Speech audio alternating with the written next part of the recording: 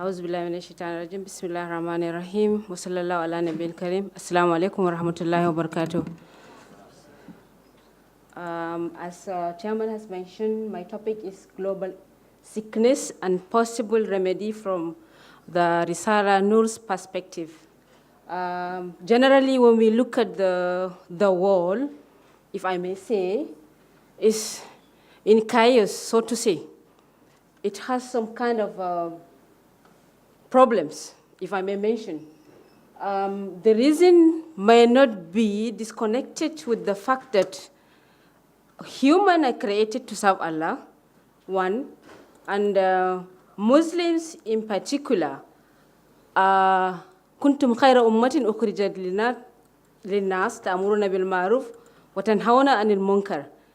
The al-amr bil ma'ruf wa nahy 'anil munkar is like, so to say, thrown at the side. It is not being practiced in a proper manner. So we left the teachings of the Quran behind and we are practicing something else. So the deviation, we deviated from the teachings of the Prophet ﷺ, and it's like the wrath of Allah is on us. So we have to see the result of what we have done. And it's not on us as Muslims alone, it's like affecting everyone. Because we are supposed to be example. We have to show example. We have to follow the footsteps of the Prophet ﷺ in setting a way of life. The way the Prophet has taught the companions and the way they set their way of life and how they were able to establish vast civilization, if I may say, extending from the African, Asian, and part of Europe. Even Turkey is like part of it, as we can witness nowadays. So as a result of that, we have hunger all over the world, there is poverty, social injustice, oppression, war, enforced migration, anarchy, violence, terrorism, and the terrorism in terrorism. Because when you say terrorism, I'm asking myself, what is the definition of terrorism?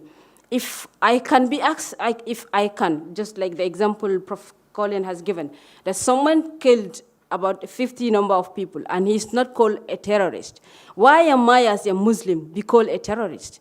That means the person calling me a terrorist is also terrorizing me. I may call him also a terrorist. That means the entire globe is a wall of terrorists. Then we have to look at this terrorism, redefine it, and look at it. How do we redefine terrorism? How are we going to tackle this kind of problem? Zahar al-fasad fil barri wal bahr bima kasab al-aidi nas. We are the cause of all this kind of problems. Okay, the sickness that we have, if I may say, according to Bediüzzaman said Nursi, that is that the whole globe, so to say, is suffering from, is as a result of what we are doing. The mischief has appeared, that is Zahar al-Fasad fil Barri wal Bahr bima kasabat aydin nas. This is as a result of what we are doing. Naturally, the world as it is as it is. It will never change. This is the nature of Allah. But we are the cause of our problems. Okay, so the deviation from such kind of rules and regulations, the result is now we have problems. The sickness are, for example, despair, deceit, enmity, despotism, disunity, and individualism. When we look at this, it happens all over, not among Muslims alone. It is just like my previous sisters were discussing about the West. They are in the West, but they are like where they are, Colombia and Mexico. Are they from the West, or they are from the East, or from Muslim, or they are nowhere to be found? Okay. Okay, now when we look at this kind of, these 6 diseases, it is absence of positive thinking toward the self, toward myself as an individual. We have to look at, not to look at myself alone, I have to look at the entire humanity. I have to look at others as well, not to be too selfish. So like, when we look at this, the sickness has reached its peak now, so to say. So everyone is having like the feeling of that agony. The darkest hour is close to the dawn. This is what we think might happen in some few maybe years to come. According to the Risale of Sayyid Nursi, he prescribed these sicknesses and he also have the medicine for it. So in order for us to take care of ourselves and have the proper positive attitude, we have to look at how he did that. He did this kind of diagnosis and treatment in the, maybe, shall I say, in 20th century or 19th century, but still, we are now maybe 21st century, but still we're still in the same kind of problem. So how do we get out of this kind of problem? The thing, Bediüzzaman suggested through the Quran and Sunnah the way to solve this kind of problem, to have a solution to these problems. The first sickness is despair. According to according to what Sayyid Nursi wrote in his book, he said the Muslims are confronted with this kind of problem of despair. Both Muslim individuals and nations cannot live happily and successfully without faith in Islam. What we need is strong and firm faith in Islam. Like materialism without faith on decency, there is nothing that can make us prosper. We need to have faith first. We need to be decent first before we can. But when we have greediness, we are in war with we are in war. We are destroying our achievement by ourselves. So in order for Muslim to observe the Muslim observe the material progress, like as Muslim world, we are looking at those that have progress materially. And we look at ourselves as if, okay, we are left behind. Oh, we are forgotten. Oh, Allah has abandoned us. No, it's not like that. We forgot Allah and Allah abandoned us. Nasullah ulaika nasullah fa'ansamu anfusahum. So we have forgotten that we have Allah, we have faith as a result of what we are doing. So Allah has turned away from us as well. So he left us with our fizulumat. The absence of the future, like we perceive that the future doesn't belong to us, but it belongs to us. We perceive that we are not progressing, but we have to change a bit, have positive thinking, and then we can progress and we can penetrate. So with this, Sayyid Nursi prescribed the medicine for the first disease, which is hope. He said, we should have hope. If we believe in Allah, we should have hope in Allah. But the thing is, our faith is low, and our hope is also low. So what we need to do is have our faith very strong, then we have faith in Allah, then we have hope in Allah. So the moment we have the heart, the hope, Allah will give us like way out into our problems. We should trust Allah. Have trust in Allah. But our tawakkul is weak. That is why we are having such kind of a problem. So now the thing is, what we need to do is we have to have strong faith. We have to have hope in Allah. Then we have to proceed. We have to follow the footsteps of the Prophet ﷺ, and then we can progress, inshallah. The other sickness is deceit. Deceit is the next sickness. The second sickness, according to Sayyid Nursi, is sickness among contemporary Muslims is lack of truthfulness in social and political life. We are not honest. We are not truthful. We are in between. We are neither here nor there. So we must have a place, no matter what. Okay. The thing is that we have double standards in whatever we are doing. We are dishonest. We are visibly honest, invisibly dishonest. This is how we portray ourselves. We are like, are we munafiq? I cannot call us munafiq, but it's like, I don't know what to call us, actually. We are just there in between. Okay, Nursi prescribed honesty and transparency. We need to be honest and transparent in whatever we are doing. Because the Prophet ﷺ has set a way of life. We have the best way that we can follow. All these things are extracted from the Quran. according to the way Nursi wrote his Risale. Nursi is saying, "Oh, my brothers in Umayyad mosques, this is what he did years back. Oh, my brothers, 40 to 50 years later, who formed the 4 million believers in the vast mosques of the world of Islam. Salvation is only to be found through faithfulness and honesty. The strongest chain which to bound to salvation is honesty. We need to be honest.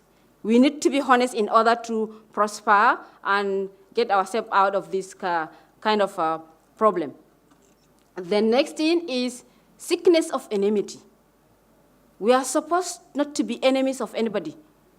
Not to be enemies of anybody, not to ourselves, not to anybody. As human, we are supposed to love everyone. The Prophet ﷺ showed a good example. He lived a life whereby he called people to Islam, mostly through his character, not by telling people, come to combat. Mostly they converted to Islam because of his attitude toward them. I could remember after the Battle of Hunain, I think, he gave a non-Muslim, his enemy. The person said, "Oh, I met someone whom I hate most, but now I love him. I met someone who doesn't fear poverty." The Prophet gave him, give out, love the person. Don't show him that you hate him. Show him that you love him. It is what we have in our heart that manifests outside. Just like the previous discussion, it says like just a smile. I smile at one person and the person smile at me. So even if he has some anger in his heart against me, I suppress it. There is no way he can harm me. I have to show him my good part, not the bad part, the bad side of or not the animalistic side of myself as human being. And we have to treat everyone fairly. We have to be fair to ourselves and fair to fellow humans. For example, there shouldn't be enmity. Like what is happening now, astaghfirullah. If I look at the Muslim country, we have problem. Okay, what about, even though I cannot say Muslim country alone, what about what is happening between America and North Korea now? What do you call it? What do we call it? North Korea and America, they have problem, am I right? They wanted to have the atomic, destroy everyone. Okay, where is the love there? That means we Muslims are lagging behind. We didn't show them the beauty of our religion. And we are supposed to say something here. We are supposed to voice out here. This is not about Islam, it is about humanity. It is all about humanity. We have to survive. We are here as servants of Allah. So we have to talk, we have to voice out. We don't want this. We want peace. If you want to have your enmity, please, no more destruction. Do it in another way around. There are ways of convincing others to love you, not by destroying them. The next sickness is disunity. We are actually disunited. وَأَتَسِمُوا بِحَبْلِ اللَّهِ وَلَا تَفَرَّقُوا. But we are firak. I cannot mention. Apart from the geographical, what do I call it? We have also Shia, Sunni. In my country, we have Sunni. We have Izala, Tariqa, Izala 1, Izala 2. We have Salafi 1, Salafi 2. All these kind of things. We don't need them. We are all under the banner of Islam. We have one Allah, we have one Prophet, one book. Why the problems? The Prophet ﷺ, during his time, there was some, differences. Right? We are created differently. We have some differences among the companions. But still, they were united. We don't have the unity of purpose. We need to have unity of purpose. We have unity of purpose. Okay, I have one purpose, you have the same thing. Okay, forget about difference. We are different. Look at our fingers. We are not same. But we should look at what are we aiming at? What do we want to achieve? So here, Bediüzzaman, Nursi prescribe unity. This is the problem of disunity. Disunity is creating more problem. Saudi Arabia, inviting Yemen, killing Muslims. What do you do to yourself? You're destroying yourself by yourself. We have to think. We have to look at it from different angles and direction. In order for us to achieve this, to destroy or to cure this kind of disunity disease, we have to unite. We have to have a unity of purpose. We should know that we are worshiping one Allah. We have one book, the Quran, and we have one Prophet, Prophet Sallallahu Alaihi Wasallam. We don't need to look at all other things. We have to face this and prosper. The next sickness is despotism. Bediüzzaman Nursi pointed out the psychological damage inflicted by colonialism. Colonialism, to me, will not penetrate into us. It penetrated into us as a result of materialistic behaviors.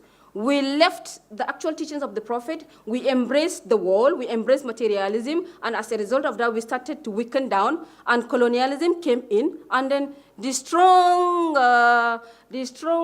rope is eaten by a small ant that eats some kind of thing, and it destroys it. Just when you hold it, this is what happened to us.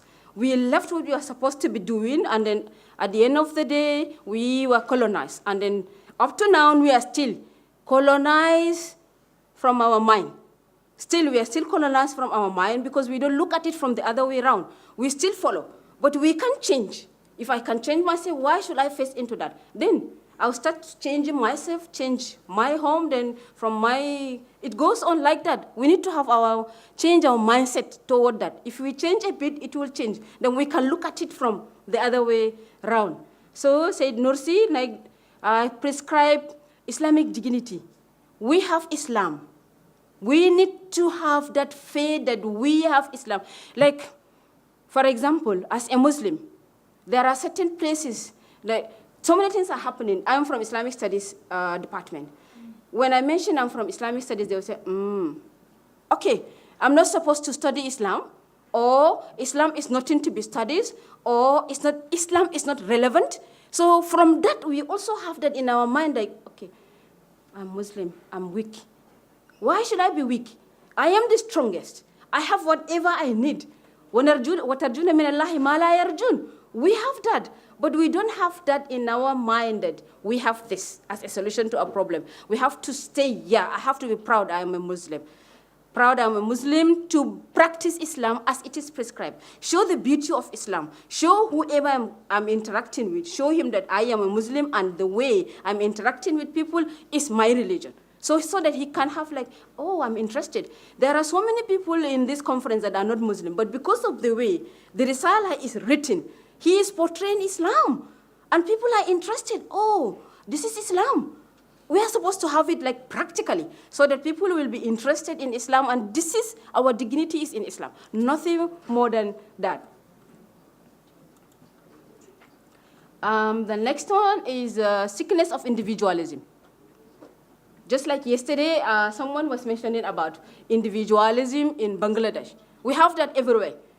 I want to be the leader, so I have my own organization. I'm not going to follow you. Unite and prosper. No, I want to be the leader. This is politics. Okay, agree, there is politics. But do we have anything like a unity of purpose in that? What do you want to achieve? Maybe materialistic achievement. If it is materialistic achievement, then you need to have your own organization different from the other one. But if you have, like, you don't mean materialistic progress or something like that. You must unite. You have to accept that person as your leader, and you have to be under him. Leadership is leadership. A leader is a slave. If you really mean to be a leader, you are a slave. If you don't want to be a slave, then don't look for leadership. Real leadership is slavery, because you have to serve the people. You have to work for them. You have to take care of them. You have to do everything for them. But at the end of the day, you're looking for leadership because you need some material things. So you don't want anybody to lead you, because you know yourself. You're not doing justice to yourself, neither to others. So we need to have consultation. The cure here is consultation. Each country is divided. You know, we are divided geographically, but we have to consult each other. We have to find a solution to our problems. We have problems all over. Muslims are being attacked all over. Muslims are being used to destroy Muslims by Muslims. They sell weapons to Muslims. Go ahead and kill yourself because you don't love yourself, or because you are, I don't know, I don't want to call it. Your mind, your number 6 doesn't work properly. Okay, go ahead and kill yourself. Number 6 doesn't work. Go ahead, buy a weapon and destroy yourself. Do we have that consultation among ourselves? Do we have that? Do we consult each other? Is there anything we should do about it in order to solve such kind of a problem?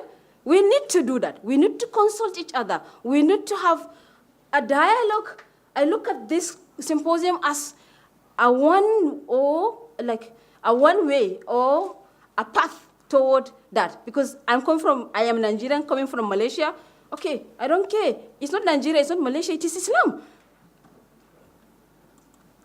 Okay, finally.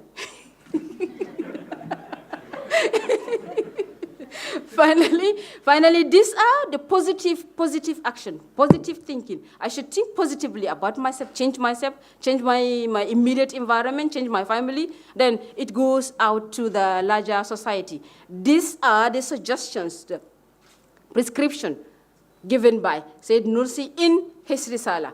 He has done his work. He has finished. What is left now is for us to put it into practice. So far as this one is concerned, I will start from myself, right? After that, it goes on to others, inshallah. Assalamu alaikum wa rahmatullahi wa barakatuh.